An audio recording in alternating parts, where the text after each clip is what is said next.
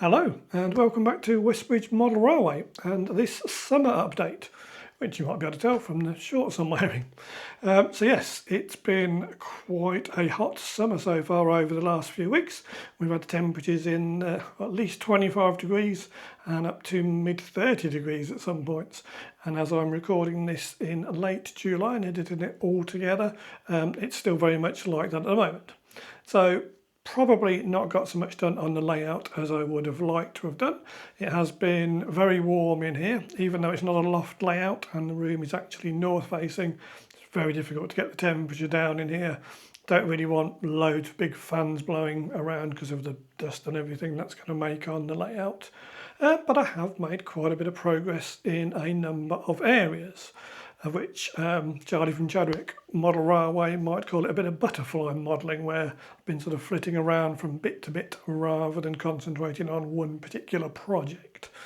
So in this video we need to look back at what I've been doing. So we need to look at the turntable, there's back scenes, platforms, canopies, a little bit of track work, and of course we'll have some trains running around as well. So without further ado, let's crack on with things. So I've just laid things out here to give you an idea of how I see the heritage shed and turntable area going. So coming in from the corner up here is the line from the mainline station where the heritage line joins it, with a single track coming round there, which then joins into the heritage branch line station. And then in the centre, more or less, we have the turntable, which obviously is the main feature and what everything is based off in this area. So originally the line to feed that from the main line was going to be where the Delta and the 50 are. But what I've decided to do is slightly extend that track, put a buffer on the end there and make it a siding, which will take a 2-car DMU. So when a DMU is running on the heritage branch, it can come into the station and then it can come and park in there and clear the line, ready for another steam or diesel train to come in that way. So I'll take a point off this section of track here instead, which will then feed onto the turntable. And then coming off the turntable, we'll have a couple of points there, which will feed what will essentially be this slightly more modern diesel shed there. So that's a 2-road shed, and then I'll have a line down either side for stabling as well. There's a line coming off here, which will either be for stabling locos or maybe for a coaling stage point. This bigger and the older shed here is what will be the steam shed. That's a 4-road shed, so again 2 points coming off there to give me 4 roads, and each of those will hold a full-length steam loco in there. Another point coming off here which will hold a couple of locos there, and then this track here is what comes off the heritage branch, which, although it's not supposed to be literally coming off the heritage branch because that's supposed to be several miles away where the other station is, it does give me the option of bringing a train off the heritage station and obviously rotating it around if it's a steam loco, so it could be turning the right way back. So that's where I see things going. I have some points on order. I've gone for electric frog points on all of them because some of the shorter locos like the pannier or the teddy bear obviously don't pick up so well on the in-saw frog points. So I've gone for all electric frog points there. So yeah, once those arrive, and I've just double checked everything, it's the process of cutting the hole out for the turntable, which is going to be the big job. If I pop the camera up high there above, looking straight down on the area, hopefully that shows it a bit better. So yeah, again, as I mentioned before, there's the line coming in from the main line. Heritage branch is down this side here, and then hopefully now you can see how it's all roughly going to sit where all the various sidings into the sheds are going to go. And then on the front here, this is essentially the scenic break. I mean, this is the edge of the layout part here anyway, so there'll be a scenic break along there. And again, there's the bridge you're probably familiar with. That's going to obviously cross over and disappear into the back of the town scene there. And then this section here is the fiddle yard at the moment, which isn't part of the scenic layout at all. Although potentially, of course, there's a slight change to come there if we do go down the helix route.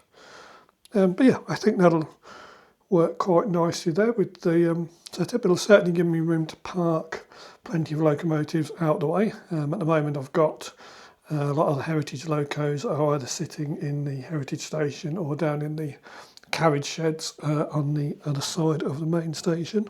So yeah, that'll allow me to spread things out a bit more, and obviously that gives me something while I'm running locos around on the main layout. Again, I can be shunting and playing with the heritage line, if you like. So there we go, the turntable well is in position. Was a slightly nerve-wracking and scary job cutting the hole into the baseboard there.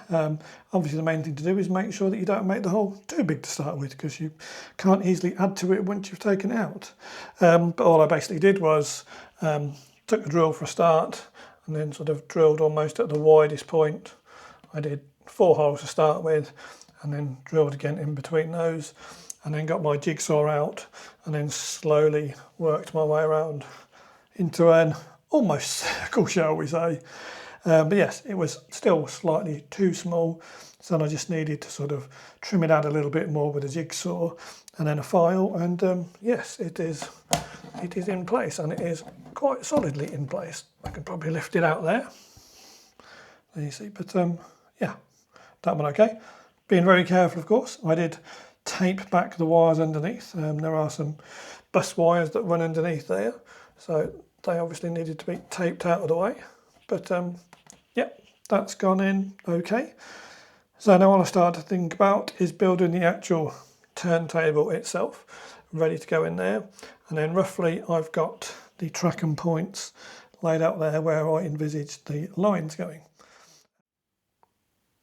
And of course, when it comes to the turntable itself and wiring, that's going to be the most interesting aspect of doing this job, which I will cover in a completely separate video, I think.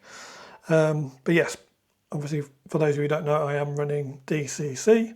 Essentially how I'm wiring it is the traditional black to the back, if you like. So there's a black wire powering that side, and then there would be a red wire on there, which is obviously fine when you come in and if you keep the loco in that aspect. Certainly the diesels don't need to change direction, so they would just come in there and run off there. So again, wiring that would be black, red, black, red, black, red there. But when it comes to the steam locomotives, if you're going to be turning them, which is the whole idea of a turntable, if we're going black, black, black there on those, once you turn the steam locomotive around, or rather once you turn the turntable around, you will then have red touching black and black touching red there, which of course is going to cause a problem. Now I think there's something like a switch you put in that changes the polarity of the lines for the turntable, but as I say, that's something I've got to look into properly, and I'll do a separate video when it comes to doing this turntable section here. But once again, if anybody can point me in the direction of an easy to watch video or somewhere that tells you how to do that wiring and switch wires, please drop it in the comments and let me know. It'd be much appreciated. Whilst on the subject of track work, I've replaced 1, 2, 3 points there, changed them from insulfrog points to electrofrog points. And the reason for that being to get some better running into the sidings and the shed there for locos in particular, like the pannier, the prairie and the teddy bear. And the teddy bear also is sound fitted. Because you're running the locomotives fairly slow in and out of there, because obviously they're sidings and dead ends, the pickup can be a little bit intermittent and they can cut out on the plastic frogs of an insulfrog point. So hopefully by changing those to electrofrog points, that will cut out the majority of that and will make for much better running. And also on the same line of swapping out some insulfrog points for electrofrog points, I've got some ready to swap into the depot and refuelling area here. Again, just because the trains are running nice and slowly there, sometimes they are more likely to stop, and the ones sound fitted ones obviously are more likely to cut out the sound, which sort of just spoils the realism a little bit. So swapping some of those out, got the points ready. but I do need to have a look at the whole depot and refuelling area and slightly amend it, especially if I'm thinking of putting inspection pits into the depot, which I am currently weighing up. One thing the hot weather wasn't very good for was some track warpage, which you can probably see from this shot here. Yeah, not entirely sure why that went there, because we've had hot weather before and it hasn't been a problem. It's fairly easy to sort anyway. Luckily there's a join there and a join there, so I just need to take a little bit out of the end there, and I was going to put some isolating joiners against that point there anyway, so it was going to have to come out at some point. But yes, quite surprised by that. I've tried to leave little gaps every so often just to allow for some heat expansion, because it does get hot in here even though it's a north side facing room. I mean, certainly the temperatures have been in the 30 degrees in here over this hot period we're going through at the moment. But yeah, worth bearing in mind if you are laying track, maybe not to make it really tight, especially if you are laying it, I would guess, when it's cool, because then potentially it will expand when it gets hot. So if anything, it's probably better to lay track during the hot weather, because then if it's going to do anything, it will contract. But surprised how much that's gone there, really. If you haven't subscribed to my channel yet, it would be great if you would do. Depending on what format you're watching on, you might find a button to click over there, or there'll be something down below, and there'll be a link at the end of the video. But as well as my model railway updates, you'll find hundreds, I'm actually getting on for 2,000 videos now on my channel. Everything from the 1980s up to the present day, covering steam, diesel and electric, heritage railways, various trips across the country, test trains, charters, unit moves, loads of stuff on there. So if you haven't already, please subscribe. Doesn't cost anything, it's absolutely free. If you're enjoying the video as well, give me a thumbs up. But for now, let's get back to it. So there we go. The basics, if you like, of the town back scene are there all in place now. Removable, as I mentioned before, in 3 sections, although the centre section essentially stays where it is. It's just the 2 outer sections that are removable, so you can open the windows on hot days or when you're doing any spraying. And it went pretty well, to be honest. There is a join. I don't know whether it will show up on the camera or not, but there is a join there, but it's barely noticeable, I don't think.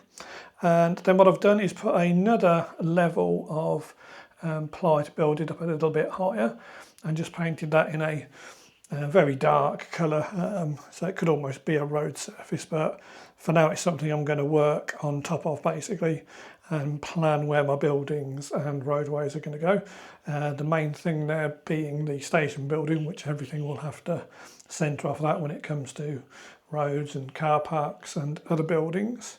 But yes, I think that looks pretty good already. In the foreground there, I've got not fixed in yet, but you can see the archways, so they'll need weathering up a bit, and some coping stones or something on the top there, and then obviously behind there'll be the road or car park. But if I pan the camera along, hopefully you can see. I think it suits quite well. And again, there's another join, which I don't know whether you'll see or not, but there is another join there.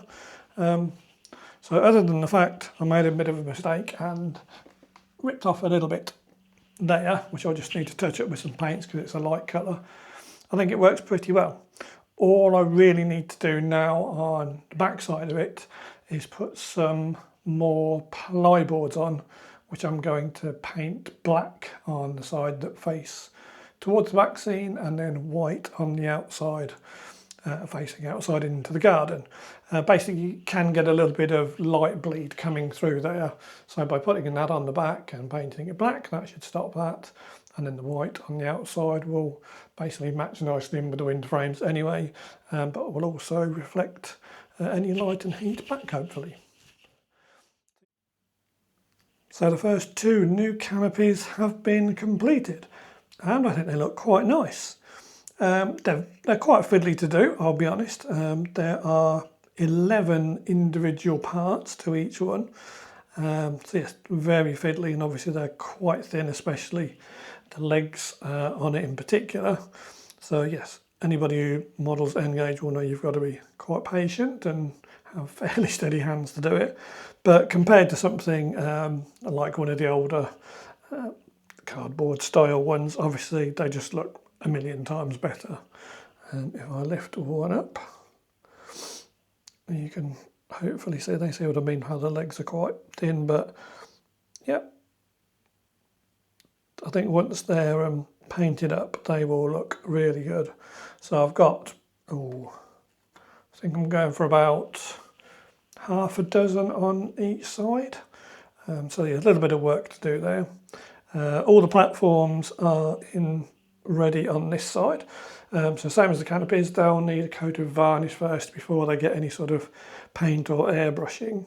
But I've also been busy building the platforms for this side here, which is currently still in the old plastic style. So I've got plenty of those, almost all of them, to finish doing that now. So while the weather was particularly hot and there was either nothing worth going out to film, or it was just too hot to be going and standing around for several hours in the sunshine, I've been getting on with some more platforms. So as you can see, we have quite a stack there. So that's nearly all the platforms I need to do the up island platform there. I've got a few more to do. And also what I need to do on one of those is I've got some subway sections there. So what I shall need to do with one of the platform sections is cut a rectangular section out there so we can drop the subway sections into it. And obviously I'll do that one on either side.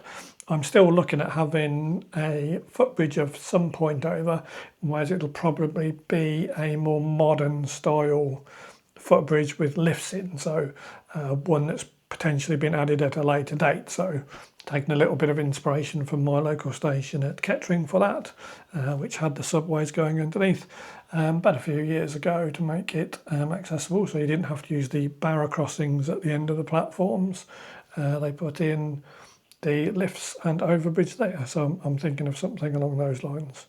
But yes, that was it was quite a good thing to be doing on a hot day. I could just sit in here with a fan on, watching rail come in the background and just gluing a load of platforms together.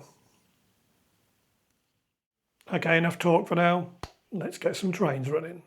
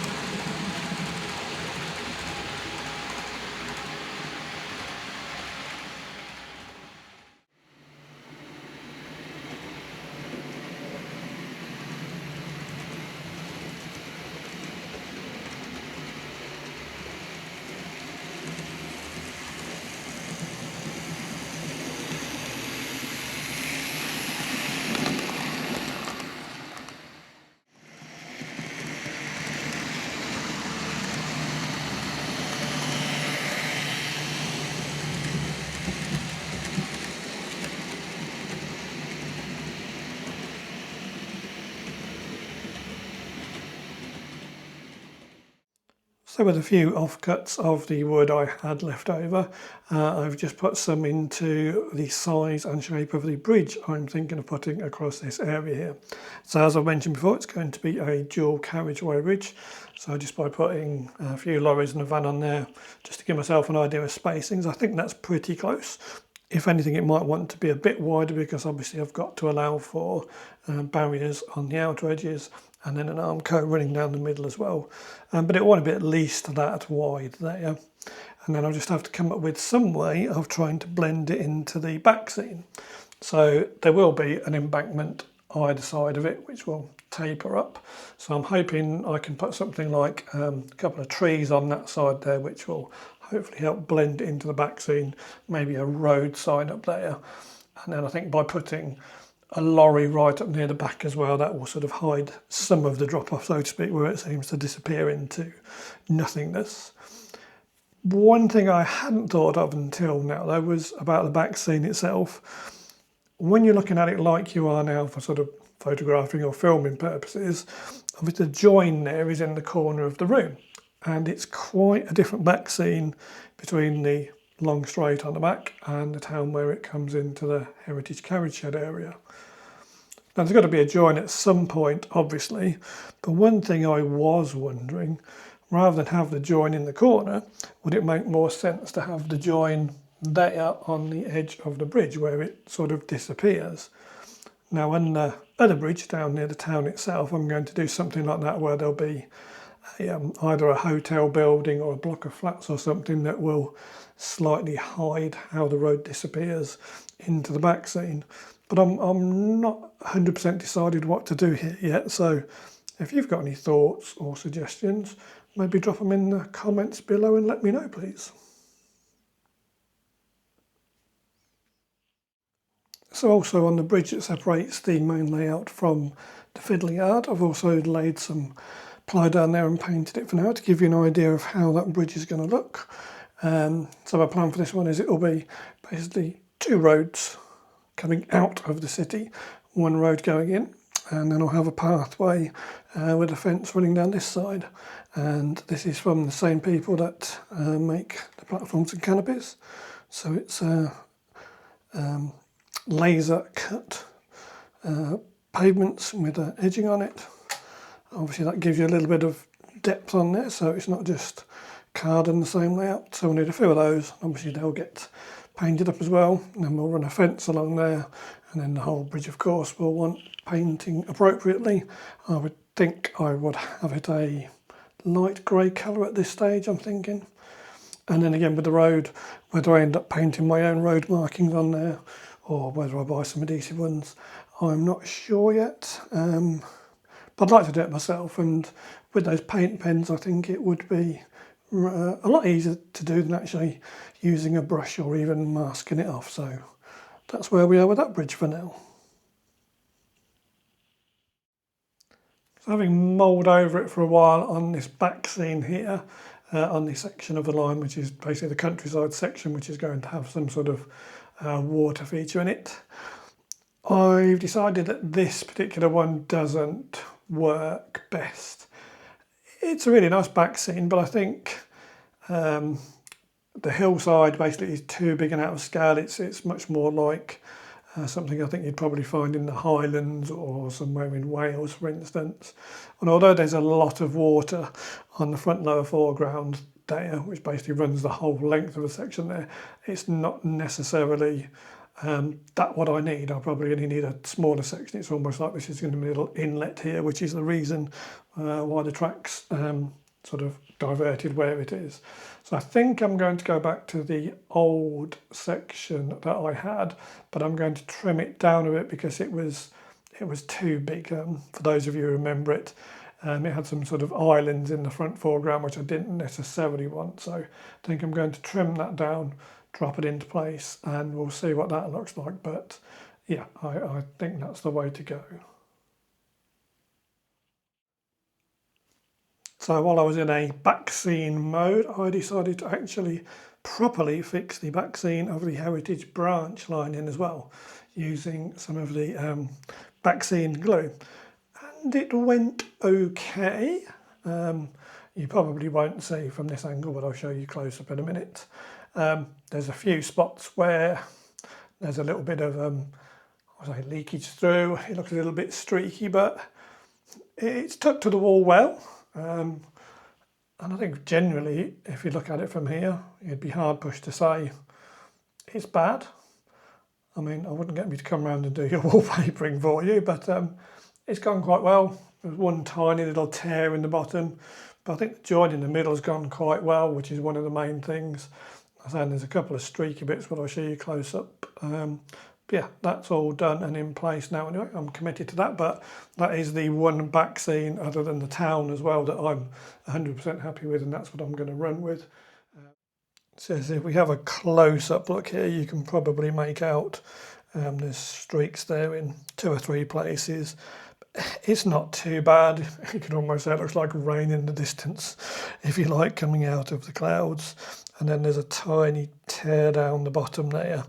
The main thing with this is it's, once you get it up, you can't really fettle it too much once it's up, because that's when you start tearing things. But you try and get the bubbles out and obviously brush it out as much as you can. But yeah, it's not 100% perfect, but I'm pretty happy with it. I'm not going to change it. So obviously putting the back scene up meant moving all of the platform sections and a few other little bits out of the way.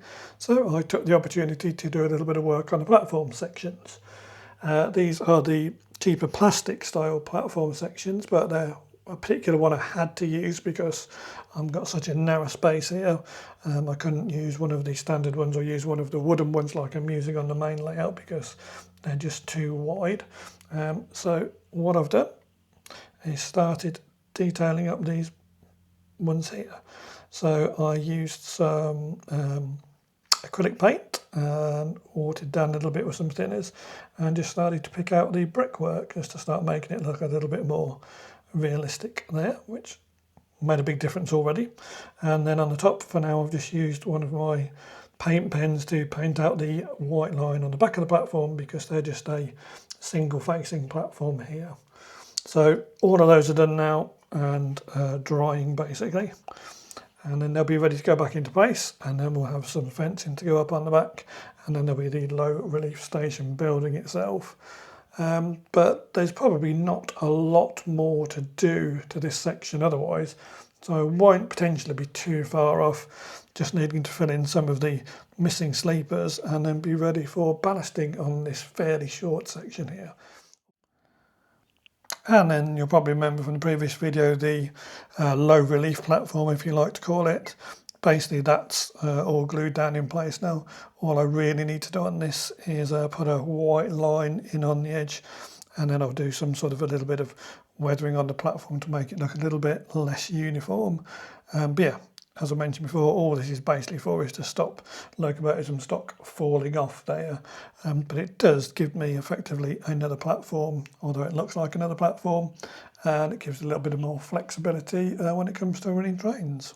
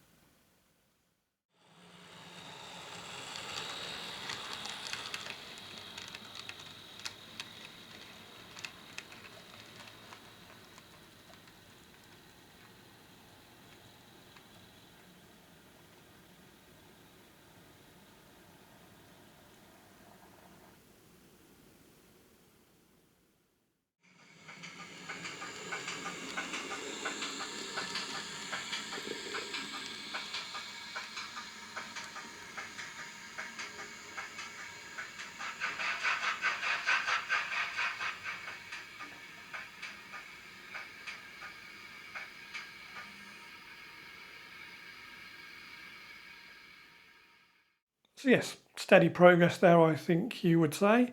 As I mentioned before, definitely more of a marathon than a sprint when it comes to this layout. So no point in rushing into things. Got to make sure I'm happy, especially with the track. So we need to make sure we iron out anything like those warps you saw earlier. Got to make sure the wiring is 100% correct before we even start thinking about doing any ballasting. And then of course that's not even without mentioning the possibility of changing things around to a helix as well. But we'll come to that in a future video, I'm sure. But yeah, for now I think backscenes are starting to go into place. Well, once they're being put up permanently, that leads on to things like being able to do embankments and hillsides and bits like that. So that will be in another future video. Station, the main station, the platforms are progressing nicely there. So and get a coat of varnish on those, which will be the next stage to do. And then I would think I will be actually airbrushing those. I don't think I'll be painting much of those. I'll probably paint the brickwork on the side and do similar on the main platforms as I did on the Heritage branch. But I think that'll be hopefully an airbrushing when it comes to the colour I decide to choose. And obviously the same with the canopies as well. Small bits I'll probably paint, but general airbrush as well. So that'll all be in a future video as well. Yeah, I think we're moving forward okay. So I think that about wraps it up for this video. Remember, if you want to leave a comment, any suggestions about the back scene over there or the turntable wiring, please do drop a comment in the box below. I will get back to you as soon as I can. If you've enjoyed this video, please give me a thumbs up. It really helps with the YouTube algorithm. Don't forget, if you haven't subscribed already, you should find a subscribe button over there. But other than that, I'll say thank you very much for watching. Take care, and I'll see you next time. Bye for now.